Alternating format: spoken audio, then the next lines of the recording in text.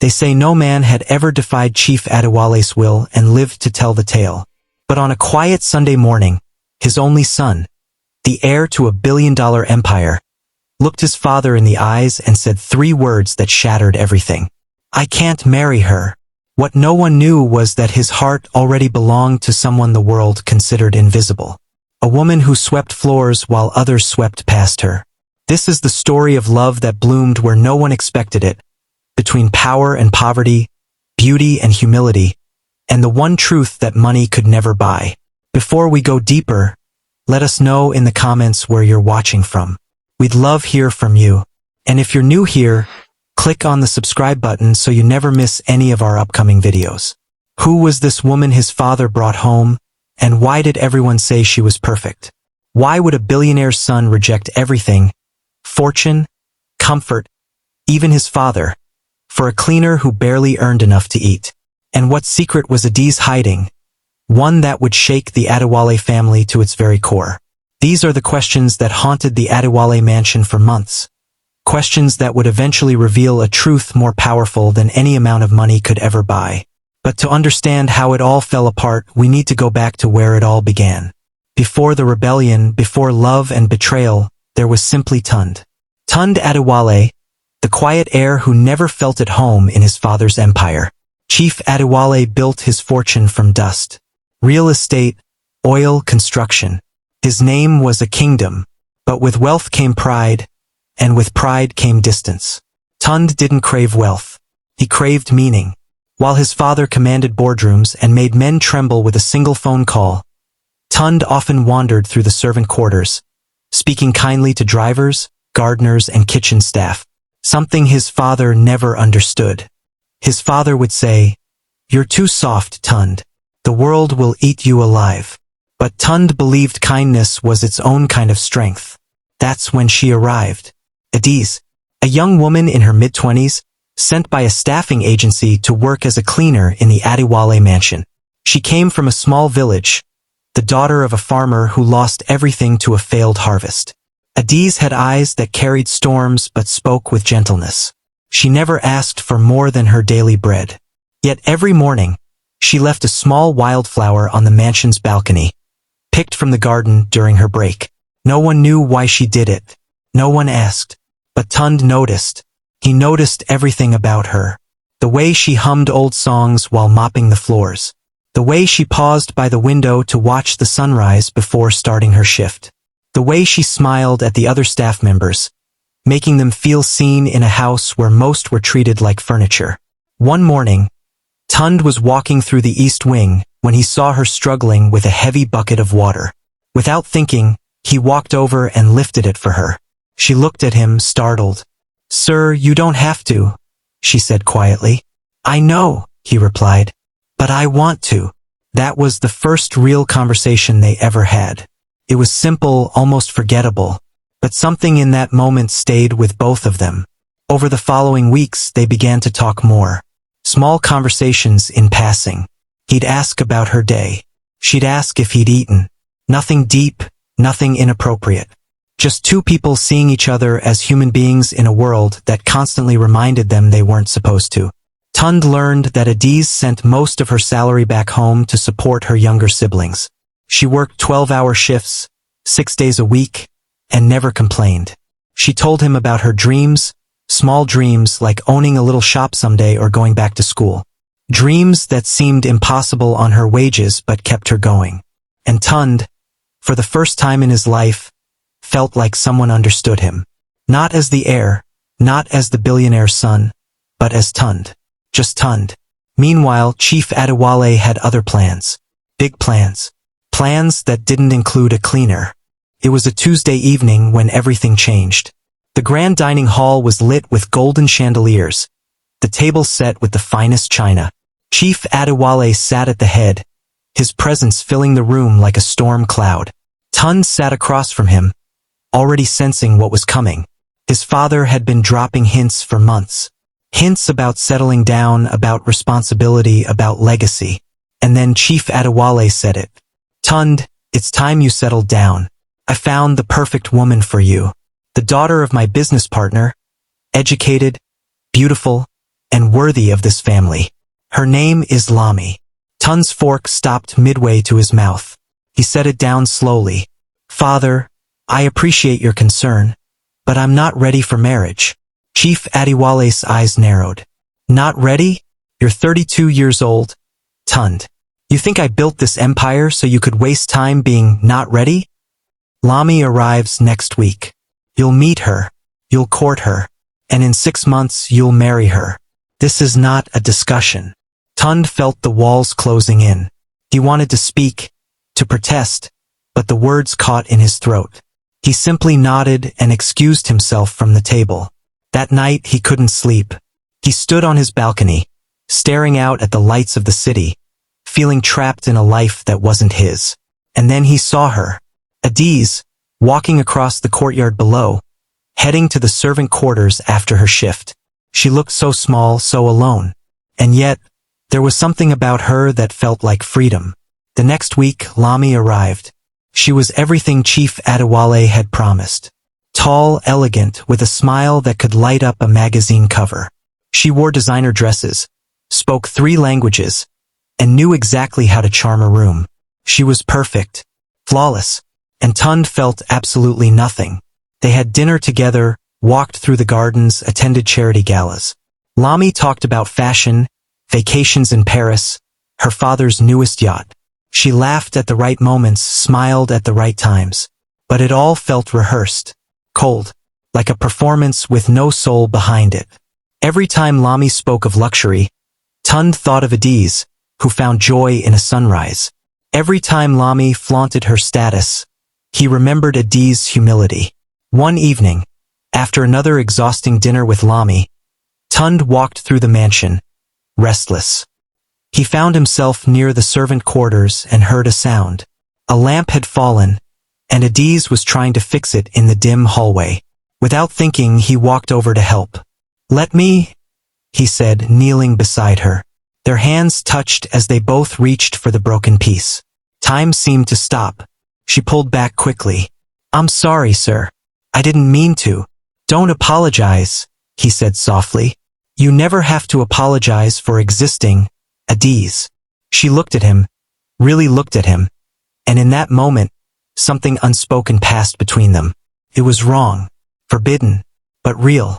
And when Chief Adewale's driver saw them together in that hallway, standing too close, looking too comfortable, everything began to unravel. The storm came faster than either of them expected. 2 days later, Chief Adewale summoned Tund to his office.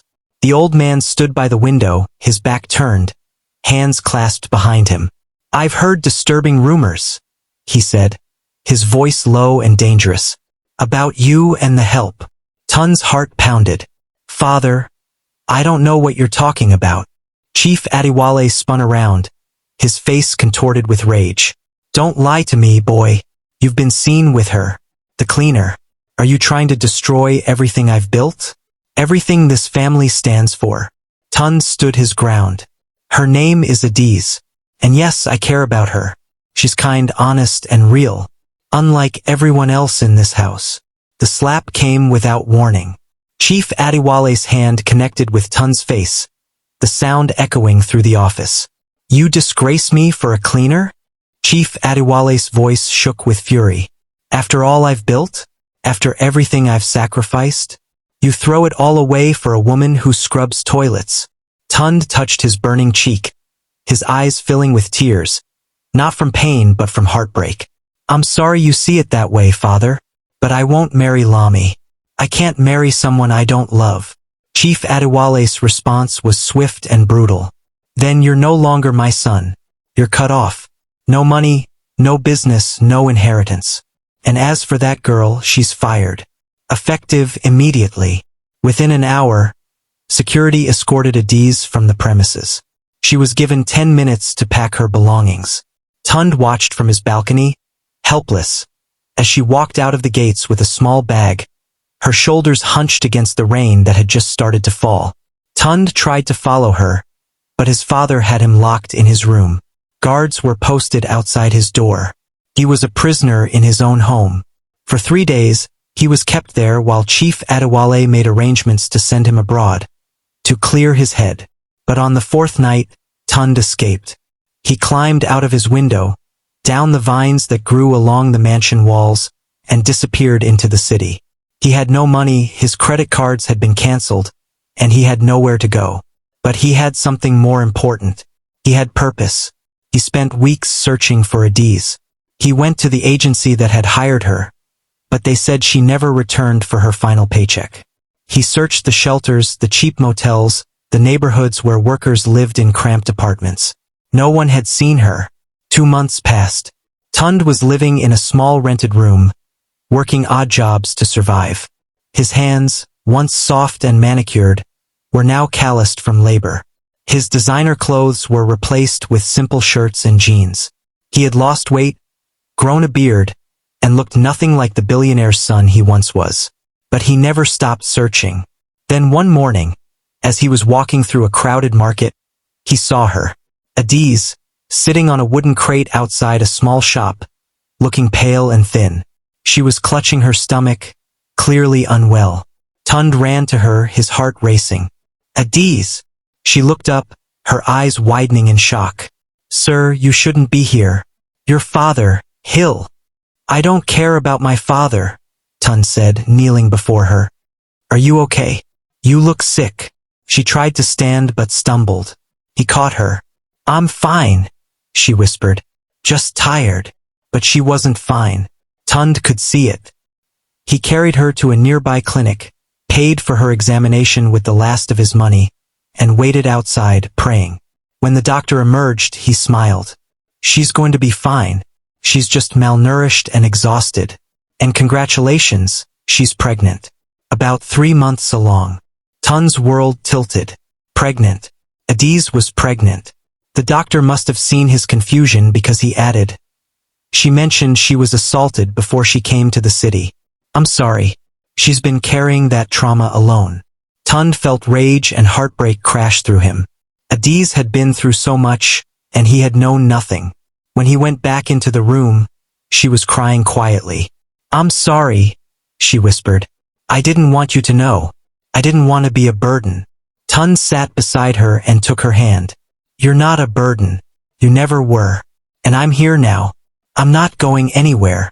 For the next 6 months, Tund took care of Adiz.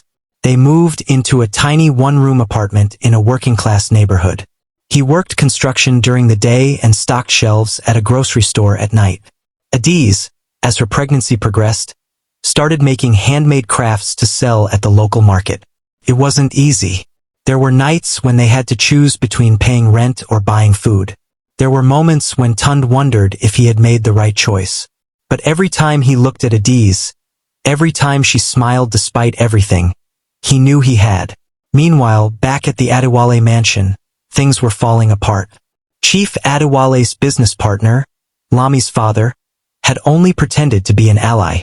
Once Tund was out of the picture, the man began sabotaging deals, stealing clients, and spreading rumors about the Adewale empire. Within months, Chief Adewale lost 3 major contracts. Investors pulled out. The company's stock plummeted. And Lami, the perfect daughter, disappeared the moment the money started to dry up. She left without a word, moving on to another wealthy family. Chief Adewale, for the first time in his life, was alone. His pride had cost him his son, his fortune, and his reputation. One night, he collapsed in his office. A heart attack. When he woke up in the hospital, the room was empty. No business partners, no Lami, no one. Just sterile white walls and the beeping of machines. And then the door opened. Adiz walked in, carrying a small thermos of tea. Chief Adewale stared at her, confused. What are you doing here? He rasped. Adiz set the tea on the bedside table. Tund told me what happened. I thought you might need someone. Chief Adewale's eyes filled with tears. After everything I did to you? After I threw you out? Called you worthless? Adiz sat down slowly, her baby bump visible now. Forgiveness is wealth too, sir. My mother taught me that. She said holding on to anger is like drinking poison and expecting the other person to suffer. Chief Adewale looked at this woman. This cleaner he had despised. and realized she possessed something he had spent his entire life chasing but never found. Grace, dignity, true wealth.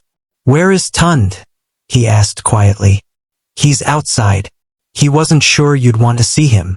Chief Adewale's voice cracked. "Tell him to come in, please." When Tund entered the room, father and son locked eyes. For a long moment, neither spoke. Then Chief Adewale whispered, "I'm sorry, son. I was wrong. About everything." Took time, but slowly, the Adewale family began to heal. Chief Adewale didn't regain his full empire, but he rebuilt something smaller, something better. A company focused on ethical business practices, fair wages, and community development. Tund became his partner, not his heir. They worked side by side, equals for the first time. And Adiz, once invisible, became the heart of their new life. She gave birth to a healthy baby girl, whom they named Grace. The name felt right, a reminder of the grace that had saved them all. Tund and Adiz married in a small ceremony. No gold, no crowds, just the people who mattered. Chief Adewale walked Adiz down the aisle, tears streaming down his face. Years later, the Adewales ran a thriving charity for underprivileged children, helping kids like Adiz once was. Chief Adewale often told visitors, "The cleaner I once rejected taught me how to clean my own heart. She showed me that true wealth isn't measured in bank accounts but in the lives we touch and the love we give." Tund and Adiz never became billionaires again, but they built something far more valuable. A home filled with love, purpose, and meaning. And every morning, just like she used to do at the mansion, Adiz still left a small wildflower on their windowsill. When Tund asked her why, she smiled and said, "To remind us that beauty grows even in the hardest places. You just have to look for it." So tell me, what would you have done in Tund's place? Would you choose the life your father built or the love your heart found? Do you believe destiny favors the brave or the humble? And here's something to think about. How many times do we judge people by their position instead of their character? How many Adizes have we walked past, dismissed, or ignored because they didn't fit our idea of what success looks like? This story reminds us that not all riches shine in gold. Some shine in love, in kindness, in the courage to choose what's right over what's easy. If the story touched your heart, leave a comment below. Share your thoughts, your own experiences, or simply let us know how this made you feel. And don't forget to subscribe for more timeless stories that remind us what truly matters in life. Because at the end of the day, the greatest wealth we can ever possess is the love we give and the lives we change. Thank you for watching and kindly subscribe.